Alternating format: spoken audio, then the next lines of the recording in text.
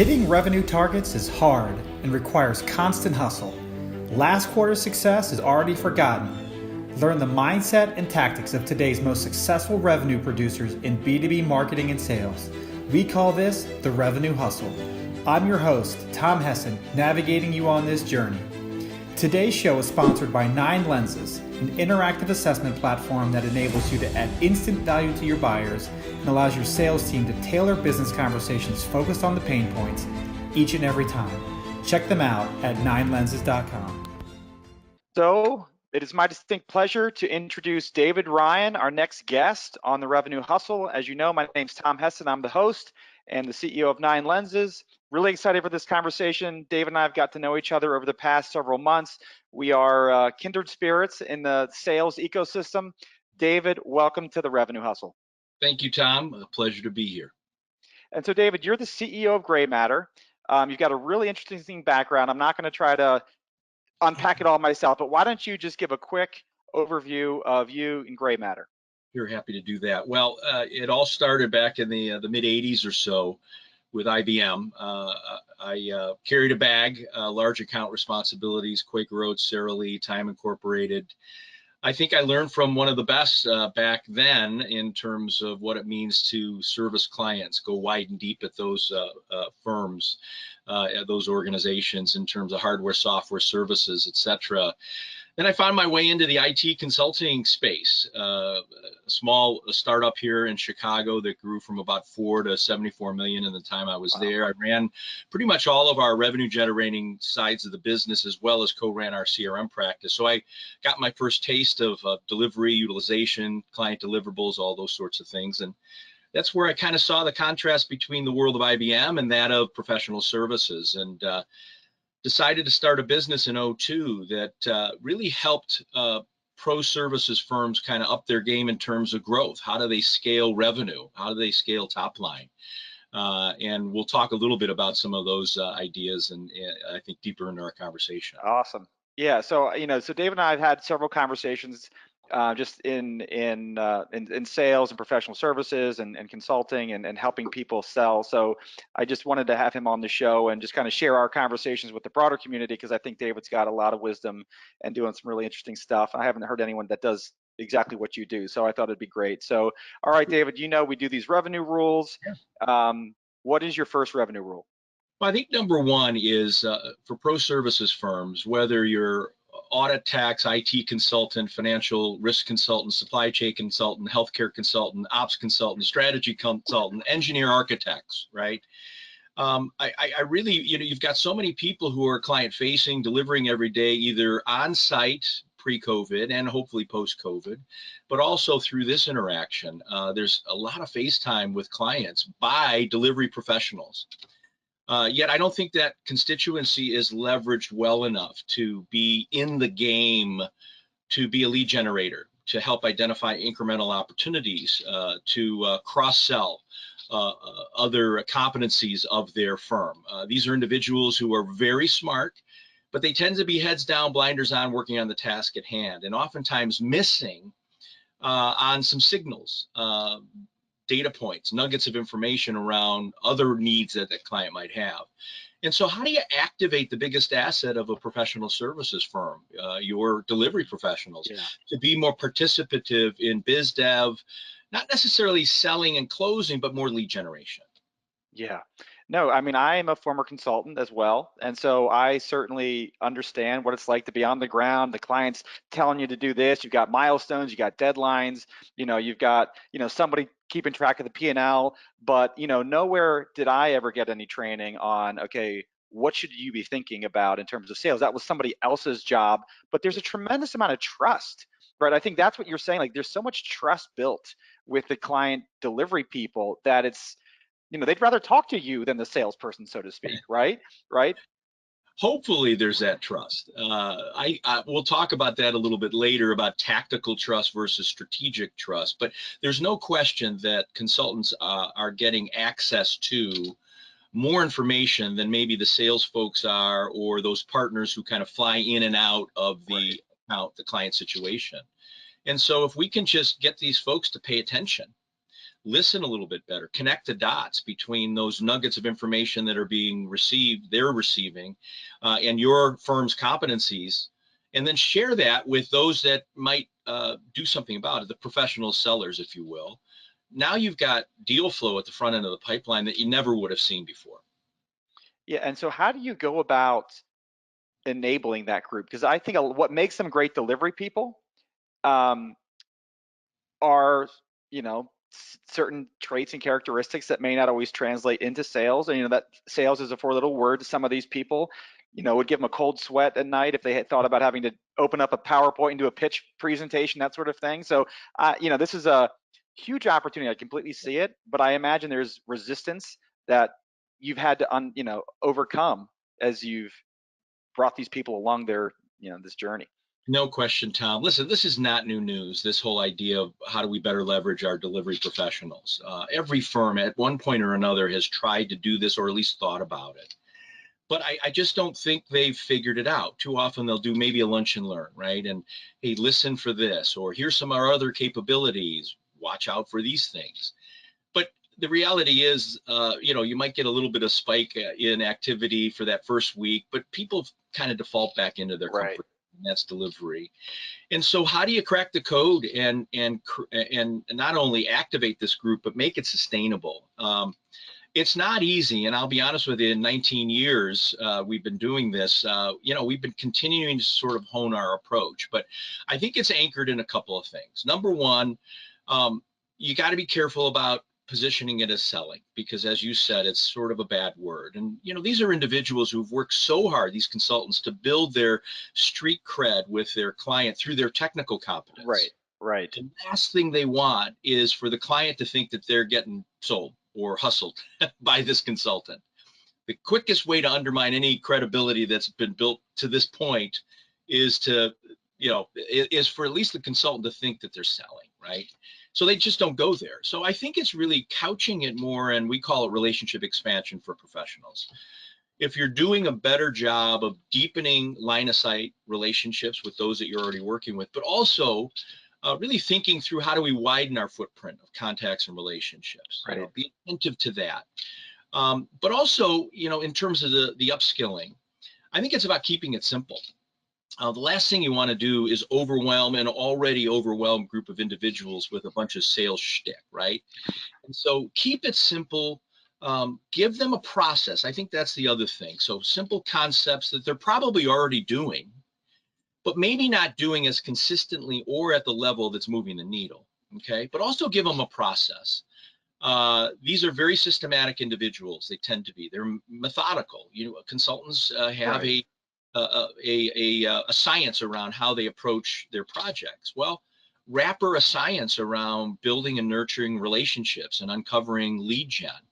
If you give them that process, it's almost like that safety net and that high wire act we're asking them to go do, right? Give me a safety net and I might go up there. Don't give me a safety net, no process, and I might not do it. It's not, yeah, it's too risky. Yeah. Okay. And I've learned too that, you know, consultants, like you said, have the technical expertise. So whether you're an accountant or an IT person, you know, you have a domain expertise, which is why you're on that particular project, right? Solving a particular need. But the firm that you're representing may sell things, you know, all over the board that you don't even understand, or you don't even, you know, you may know that we have a cybersecurity group, and I hear the client talking about cybersecurity, and you're like, there's no way I'm going to get involved in that conversation because I don't even know who works in that department, right? So like, how do you kind of work that sort of unfamiliarity of the different offerings into that program? Yeah, again, great question. I part of this is breaking down some of the fear factor, okay, and some of the speed bumps that people put up for themselves, right? And I think one of them is, as a consultant, we always want to be right. We always want to have the answer. We don't want to look dull in front of the client. And so if I start to find my way as a consultant into a conversation that's outside my area of expertise, I'm probably going to begin to shut it down, right? I'm not going to go there because I'm not going to look real good. And so part of the breaking down some of the fear factor is, hey, you don't have to have all the answers. you don't have to be an expert in everything. You should be level 5 in your area of expertise. Right. But just have a working knowledge about the other capabilities of your firm at a very high level. And it's okay to say to the client, you know, Mr. Client, I'm a state and local tax consultant, as you know, and that's my area of expertise. And it sounds like you have kind of a data analytics issue or challenge. I know we have that competency, certainly not my area of expertise, but I'd be happy to get you in touch with those individuals who are responsible for that side of our business. That's all you need to do, right? But again, we stop ourselves as consultants because we want to be perfect and we want to have all the answers. And so it's really just breaking down some of the things that get in their way. Let's get you out of your own way. Yeah. Now, have you ever seen a situation where like the project team doesn't want to invite other people in because it's my account, I have the relationships, I'm trying to sell my own thing, I do not want to bring in the other practice, so I purposely don't bring them in because I don't want them to upset my gravy train here? Come on, Tom, that never happens. No, I mean, honestly, let's think about this. No question, you're embedded, doing great work. There's you know, a whole series of projects lined up in this particular area of expertise. That revenue gravy train is looking good. And do I want to risk it by bringing in another practice area that I have some doubts about, or maybe I have some questions, or I really don't know their level of skill? And gosh, if they don't deliver, that puts my work at risk. So yes, that happens a lot. I will also tell you that, you know, from a sales standpoint, the sellers sometimes kind of box out the services side of the business. I see this more with some of the big, you know, hardware software providers. They also have a services dimension, and those sellers are anchored in kind of thin margin hardware and software sales.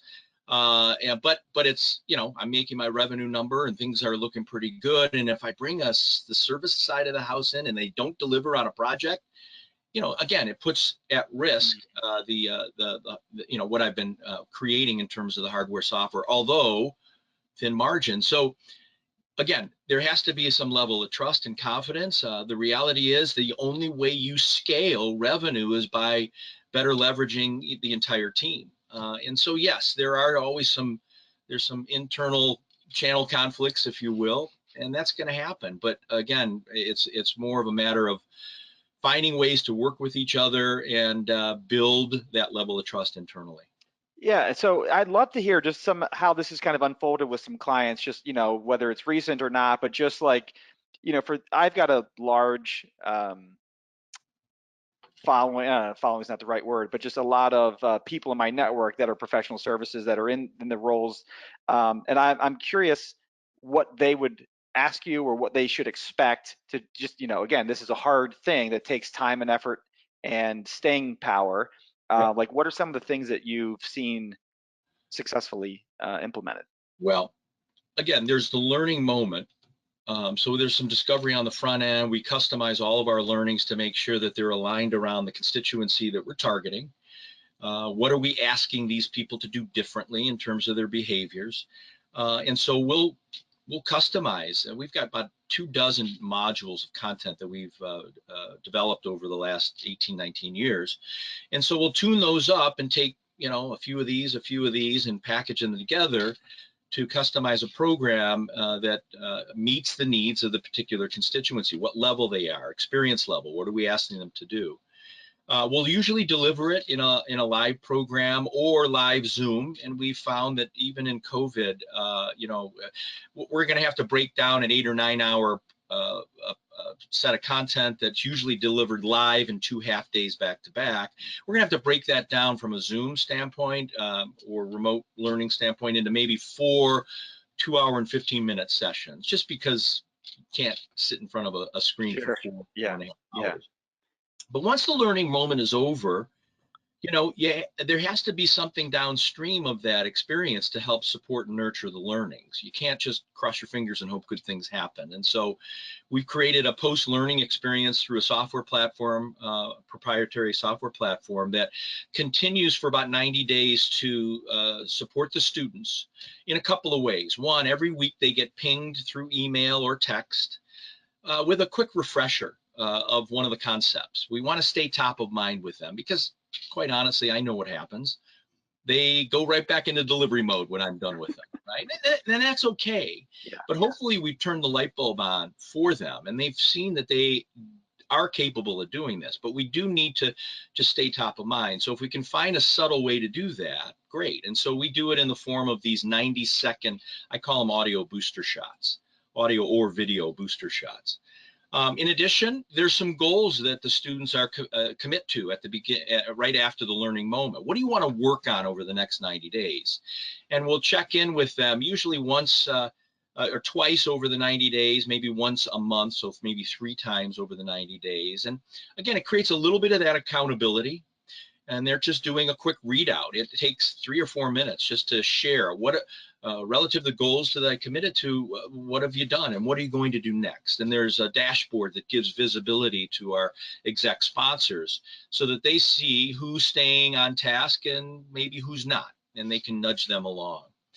We also assess the skills of the participants at the beginning of the program and at the end of the 90 days, so we can see, are we moving the needle in terms of their qualitative ability to execute on certain skills. But we also ask questions, quantitative questions, like in the last 90 days, the number of new relationships you've created at current clients, or new relationships you've created internally with other practice areas, or relationships you've refreshed with past clients, contacts, colleagues that may have gone a little bit stale, re-engaging them.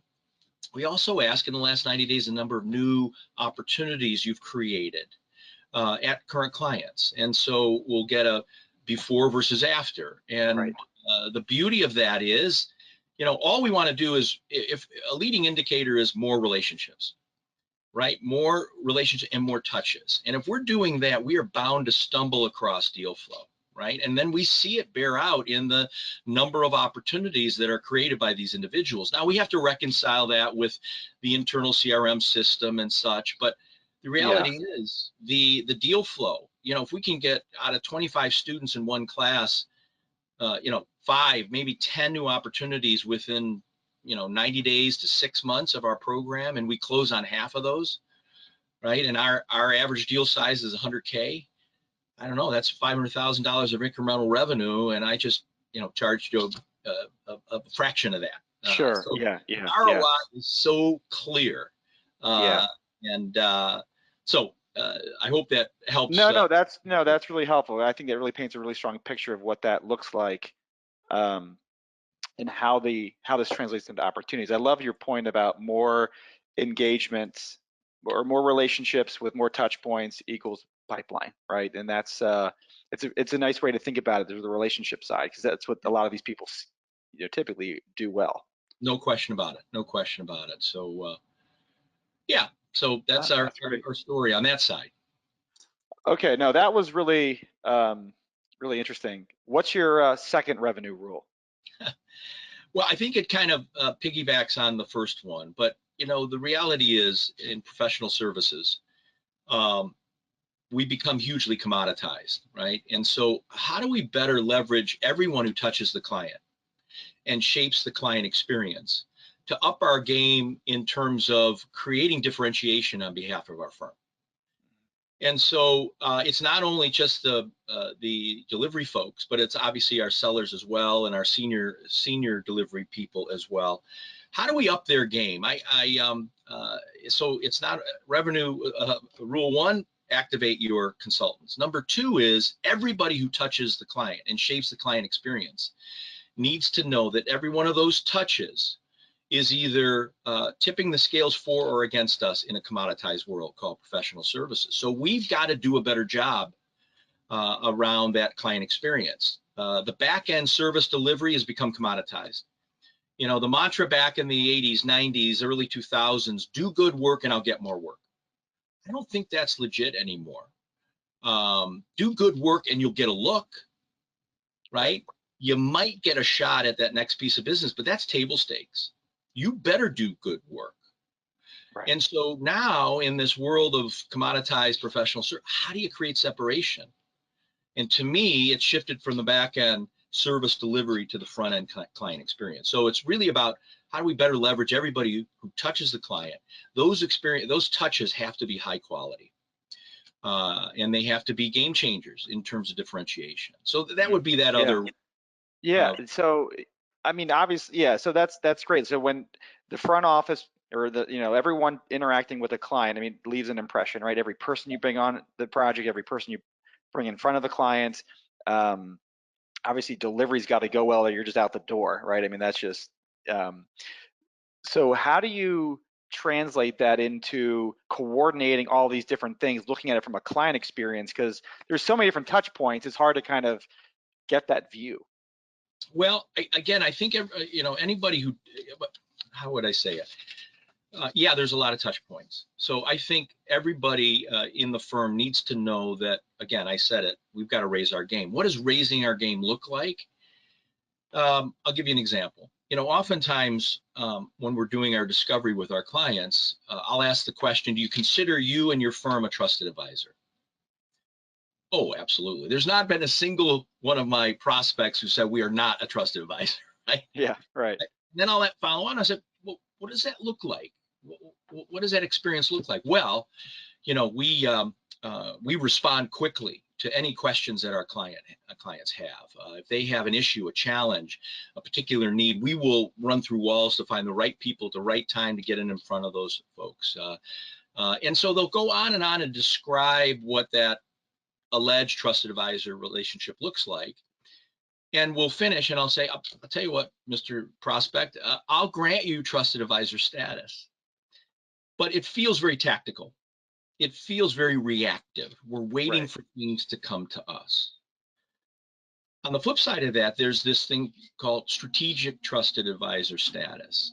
And in my opinion, that's the rarefied air that we're trying to get to as consultants, as providers of services. And it's really hard to get there. Now, what does that look like? Well, we're an equal partner in this conversation with our clients. Our conversations are open and honest. I'm probably sharing information with the client or calling out some things that they may not want to hear, but they swallow hard because they know we come from a place of advocacy. We're their wingman, wing person. We're their advocate. We know your business beyond the project. We know the other issues and challenges that you have. We're constantly bringing a point of view, insights to you. We're filling in your knowledge gaps, your blind spots. So to me, that is a whole different game than the wait for it to come to us and react. And to get there, I believe it's that client experience. And what does that mean? Hey, we better have done our homework on our client beyond the project. We better know their business. And too often we deploy consultants or sales folks who know about that much about the client's business. Really?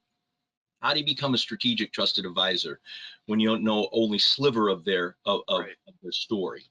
Org chart, financial, short and long-term objectives, competitive issues, industry issues, mission, vision. I don't know about you, but when I'm deployed with that broader base of knowledge, I have more to say. I listen better. I ask better questions. I'm more thoughtful about my opinion. I can connect the dots between this project and other initiatives that you're trying to accomplish. And oh, by the way, I'm separating myself from all the other providers who come in not prepared and are very tactical. Right. So, and I suspect that takes time to acquire that, right? You can't, you have to earn that right, I guess, right? Like you have to want it and earn it at the same time.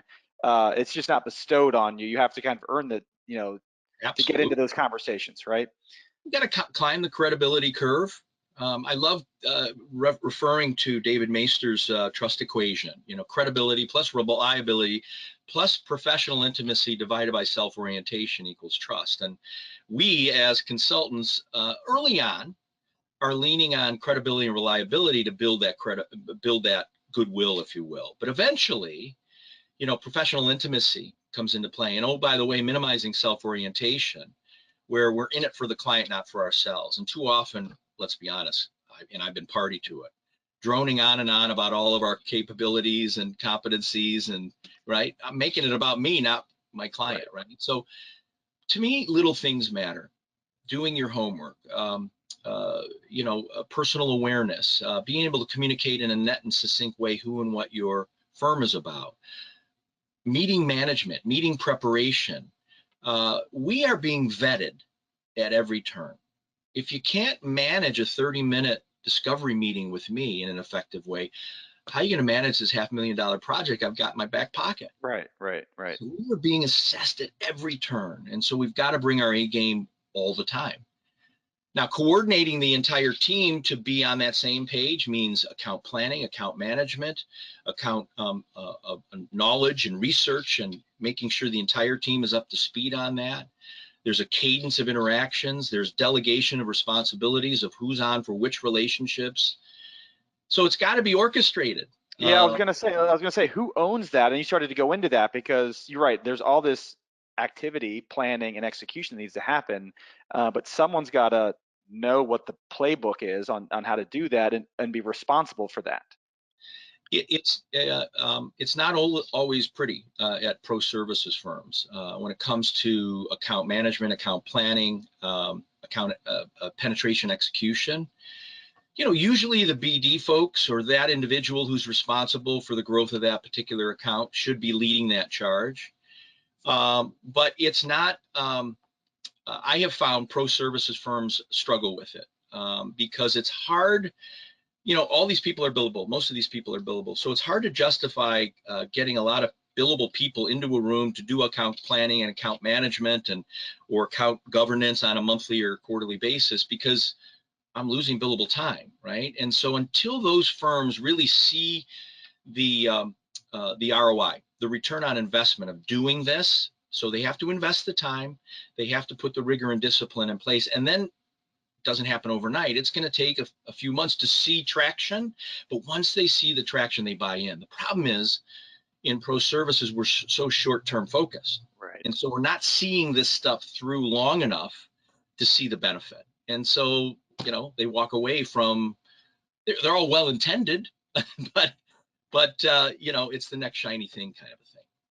Yeah, I know. Account planning is, especially in these bigger accounts, right, where you're in one part of the business and you're trying to just grow that as well as break into these others. You have to be really mindful about what's going on over there. Who do we know over there, internally or externally? What are we going to pitch to that person? How do we get an audience with those folks? What's the account goal this year, right? Just in terms of revenue. It's a very sales heavy conversation, right? Like just an orchestration. Well, and it's CRM heavy, right? You got to have a system that manages this, and you have to have people using all that wonderful functionality that sadly isn't being used, so that we can coordinate our efforts. So we do have optics into the goings on across the account. The last thing we want to do is step on each other's toes, or speaking to someone today and the client goes, didn't I talk to one of your people last week, right? And that doesn't look so good. So to me, that CRM system, whatever it is critical. That's the system of record. Unfortunately, again, either a lot of the individuals who are touching the client and having those conversations don't have access to the CRM system, A, or B, even if they have access, they're not putting that information into the system. And so again, we lack the visibility and the discipline. Yeah, I think that's probably a big difference between professional services and, let's say, software or SaaS companies, where the salespeople are constantly putting stuff into CRM, whereas professional services, most people don't even have access to it, like you said. I don't know at what level, but most people, only the sales or the partners and so on, have access to that typically. Well, if you can get seen, at least the top rung of delivery also having access, and then maybe you have a process for how do you get that next level down, who doesn't have access, but is having interactions that need to get reflected in the CRM. If there's a process for getting that in, maybe you hand it off to someone in administration, sales enablement, to get that information in. As long as there's a process for getting that intel in, you don't necessarily have to give everybody seat licenses, right? Right. Sure. So the process sort of trumps the seat license, if you will, if it's used, if the process makes sense, and if people are executing against the process. So Now, there's a lot of moving parts in this. I'll be quite honest with you, Tom. yeah, it seems very organizationally complex. Just for that's a top-down decision with a ton of buy-in. If I were the CEO of a professional services firm, would you recommend I do your revenue rule 1 or my revenue rule 2 as a easier, quicker win? Wow. That's a great question. I think they're kind of part and parcel. I mean, if we're activating our consultants to do a better job of building and deepening relationships, they're probably changing the approach that they're taking in terms of upping their game around the client experience. Okay, I kind of think those two go together. Yeah. But quite honestly, I mean, listen, if you think about who's going to have the biggest impact from a consulting standpoint, target that, call it senior managers. These are individuals who are leading projects. They've got junior individuals reporting up to them on their team. These are people are tip of the spear. They're looked upon and trusted by the client for the most part. That's probably where you start, that not partner level revenue generators, they're supposed to be doing this, but that next gen level individuals, that's probably where you get the biggest bang for the buck. Let's activate that group. And in the process of activating them, the client experience is going to be upped as well by that group of individuals. Then you leverage that group. So it's a pilot. Let's say it's a pilot, but then it's a proof of concept and good things happen. And now you replicate that program. And now you're creating this critical mass of individuals who have seen the light, right? They get it. They understand. They've seen the payoff in terms of their ability to engage at a higher level and uncover incremental deal flow. And then you leverage those people as sort of your mentors and coaches for the next group of individuals who go through the skill building. So now it becomes sort of this grassroots movement where everybody's supporting each other. You're pushing it down to more junior people. Trust me, the concepts that we're teaching are pretty simple and straightforward, but the process is really important. Yeah. So this can get pushed down to pretty junior people. And wouldn't it be nice if you're beginning to turn the light bulb on for the most junior consultants earlier in their career around the importance of client relationship building and client experience, and so that they're doing it sooner, you're getting a bigger payback from that individual earlier in their career, and now they're carrying that forward deeper into their career. They're wired that way. Let's not wait till there's senior managers to flip the switch. Let's get them in the game sooner. Right. So yeah, if I answered your question. No, and I remember in my own consulting career, was my first job at a university. Was I started in delivery just like everybody else, but I have always had kind of this sales bent, and I always aspired to be in those sales conversations well ahead of when I should have been. But I wanted to be there, right? I just, they were like, no, you have nothing to add, right? So I got why I didn't get access to it. But there's a lot of firms that don't provide kind of that sales path, until they're needing to do it to get promotion up to that partner managing director level. And at that point, you could have been grooming them to be better sellers along the way, to be thinking this way, but more often it's about milestones, deadlines, quality of deliverables, but nowhere do they ever foster the sales skill set. You're absolutely right. I will tell you that a lot of pro services is starting to realize that they need to start activating their consultants earlier in their careers. Let's not wait till they're senior managers, flip the switch and hope they can drive revenue, right?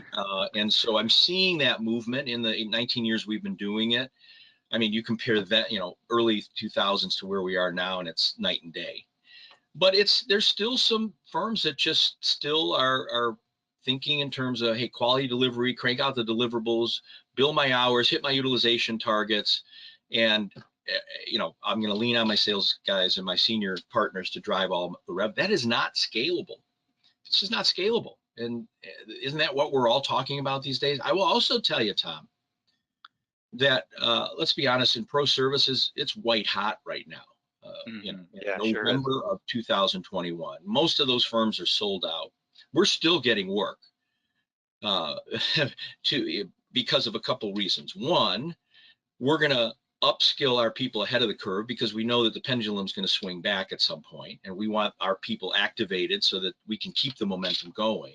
Number one. Two, it's retention. It's a retention play. You're seeing so much turnover these days, Right. rank and file consulting. Consulting firms are looking for ways to set the hook and keep their people and show that they are valued resources. And part of it is making an investment in them beyond their technical skills, rounding out their competencies. This is one of them. And No, that's, yeah. so, No, that's great. I know the turnover is really high right now. Just everyone's kind of running to greener pastures, and everyone's just scrambling to grab people from other places, and differentiating your firm and planting those seeds and providing those skills. I can certainly see it as a reason to want to stay, because that's probably not offered in other places, right? It's still, at least in my limited visibility into these firms.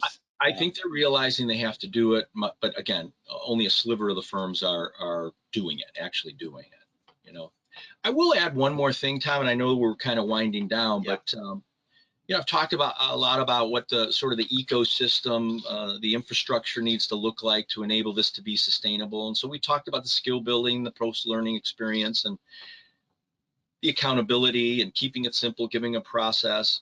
But I will tell you, one of the things that has to happen is a program like this has to be supported from leadership, has to be supported by P&L leadership, office managing partner, regional managing partner, practice area leaders, the individuals who are on for growth of their practices. With all due respect to HR and learning and development and sales or marketing, if those are initiatives driven by those functions, I don't see this as a sustainable program. The delivery side of the house has to buy into this, and leadership has to buy into it, and they have to echo right from the beginning that this is important, that we want you to be thinking Right. in these terms, right? And they have to support it and model it. And if it doesn't come from there, I will tell you, we'll get a nice spike of activity from our program, but it won't be sustainable. Right. People have to buy, the more junior people who are getting this have to see from the top that this is supported and important. Right. Well, I know growth is important everywhere right now. I mean, and so you would think that this would be something that people would latch onto. That's why I've always really valued your value prop, just because it's so unique. You know, not a lot of people are talking about, you know, upskilling consultants for sales training and abilities, and I think that's an obvious opportunity that a lot of firms overlook. And so, as I mentioned, you know, you and I have had numerous conversations, because we're kind of coming at this problem in two different spots. You're coming from training and process and programs and expertise and curriculums, and I'm coming at it with software, giving these people tools to help them sell, like these value assessments we've talked about. So if a client has a cybersecurity problem and you're in the accounting practice, you know, you're like, great, well, we have a cyber risk assessment here, and give that to the client. Let the software deliver value rather than having it come out of my mouth and my head, which is terrifying for some. And so it's just been a really interesting synergies talking to you about this problem.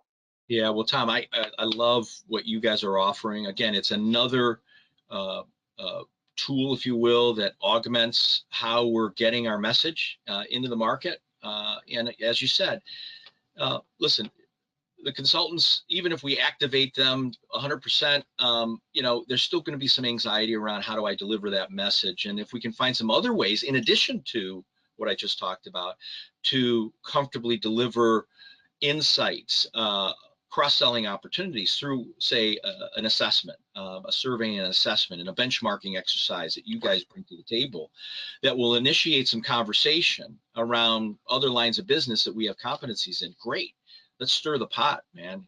So, you know, again, I think these work in tandem. Well, I certainly hope we have many more conversations like this, David. It's always a pleasure to just pick your brain and kind of hear your years of experience as a seller, and now helping others to sell. Where can we follow you online? Well, my email address is dryan@gray, Gray, matters, matters, group.com. And of course, our website is www.graymatters.com. Gray, Gray, Matters, Matters group.com. And that's the best place to find us. Okay, well, fantastic. Well, thanks again for coming on to the Revenue Hustle. It's been my pleasure, and we'll hope to bring you on sometime down the line. Awesome. Tom, thank you very much. All the best. Thank you for tuning in to the Revenue Hustle. This episode has been brought to you by 9 Lenses. Close more deals with interactive assessments. Check them out at 9lenses.com. See you next time.